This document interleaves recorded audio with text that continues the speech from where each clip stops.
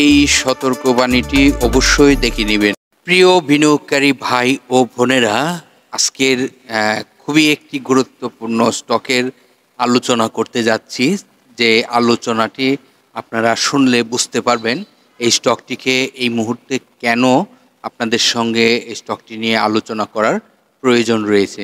তো আশা করি আপনারা ভিডিওটি না টেনে দেখার চেষ্টা করবেন, কারণ এখানে অনেক তথ্যগুলো বোঝানোর চেষ্টা করব, তার মাধ্যমেই আপনারা বুঝতে পারবেন এটা কি এই মুহূর্তে প্ল্যানিং করা যায় কিনা। তো ভিডিওর টপিকটি ইতিমধ্যে আপনারা ফলো করেছেন। টাকা থাকলে কিছু এই স্টকটা ক্রয় করে রাখতে পারেন। আসলে এই স্টকটি ক্রয় করে রাখতে পারেন, কেন রাখবেন সে বিষয়গুলো আপনাদেরকে জানানোর চেষ্টা করব। তার পূর্বে গত কার্য দিবসের কিছু আলোচনা করি।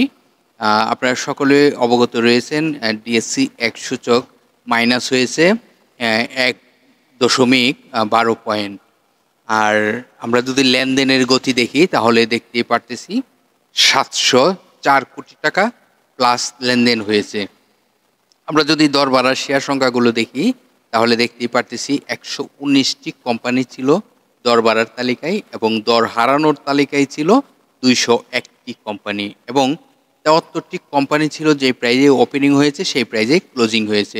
আমরা যদি সেক্টরের দিকে তাকাই তাহলে দেখতেই পারতেছি ফার্মা সেক্টরটি ছিল প্রথম অবস্থানে, এবং দ্বিতীয় ফার্মা সেক্টরের 18টি স্টক ছিল দর বাড়ার তালিকায়। দ্বিতীয় অবস্থানে থাকা ইঞ্জিনিয়ারিং সেক্টর, এবং এই সেক্টরটির 14টি স্টক ছিল দর বাড়ার তালিকায়। তৃতীয় অবস্থানে থাকা ফোর্থ সেক্টরটির 14টি স্টক ছিল দর বাড়ার তালিকায়, এবং চতুর্থ অবস্থানে থাকা টেক্সটাইল সেক্টর, এই সেক্টরটির 13টি স্টক ছিল দর বাড়ার তালিকায়, এবং পঞ্চম অবস্থানে থাকা জেনারেল ইন্স্যুরেন্স সেক্টর, এই সেক্টরটির 11টি স্টক ছিল দর বাড়ার তালিকায়। এই ছিল গত কার্য দিবসের ঘটনা।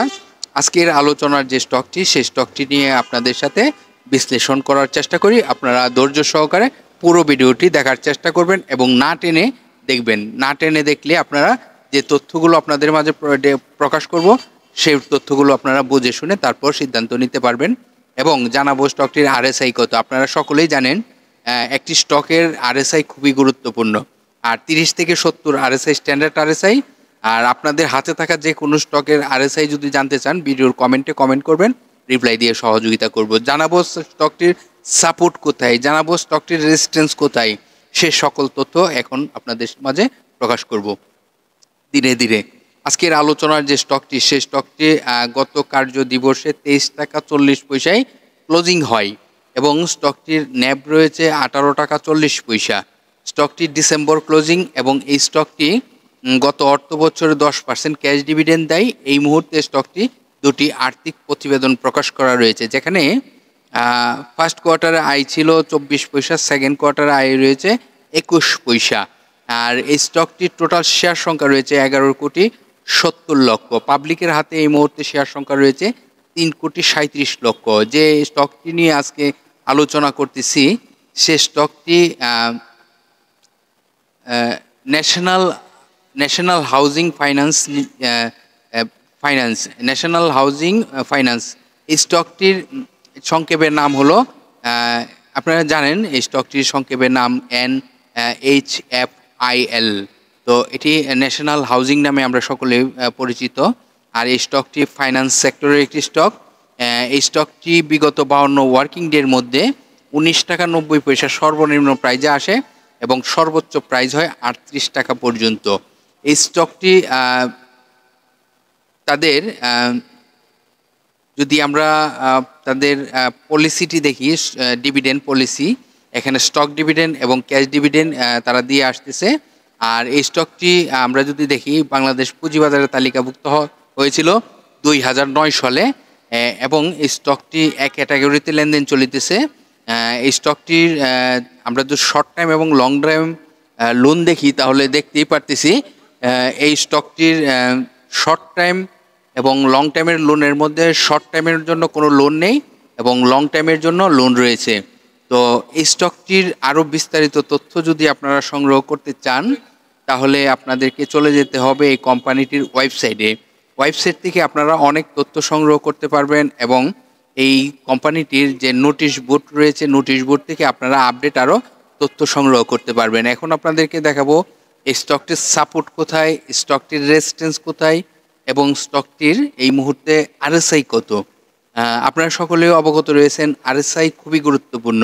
30 থেকে 70 আরএসআই স্ট্যান্ডার্ড আরএসআই এবং এবং এই মুহূর্তে আজকের আলোচনার যে স্টকটি ন্যাশনাল হাউজিং লিমিটেড, এই স্টকটির আরএসআই রয়েছে 35.93। আমরা 36 আরএসআই দেখতেই পারতেছি।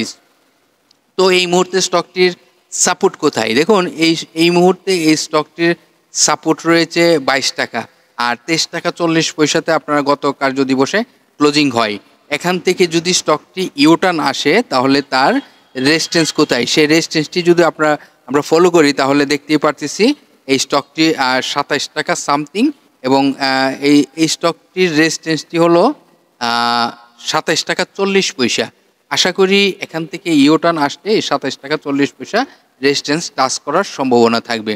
তো ধন্যবাদ সকল বিনিয়োগকারী ভাই ও বোনেদেরকে। আজকের আলোচনার ন্যাশনাল হাউজিং যে তথ্যগুলো আপনাদের মাঝে প্রকাশ করলাম, বিভিন্ন শেয়ার গ্রুপে শেয়ার করে অন্যদেরকে শুনবার সুযোগ করে দিবেন। আজকের মতো এখানেই বিদায় নিলাম, আগামীকাল আবার আলোচনা হবে। ততক্ষণ পর্যন্ত সকলেই ভালো থাকেন, সুস্থ থাকেন, আল্লাহ হাফিজ।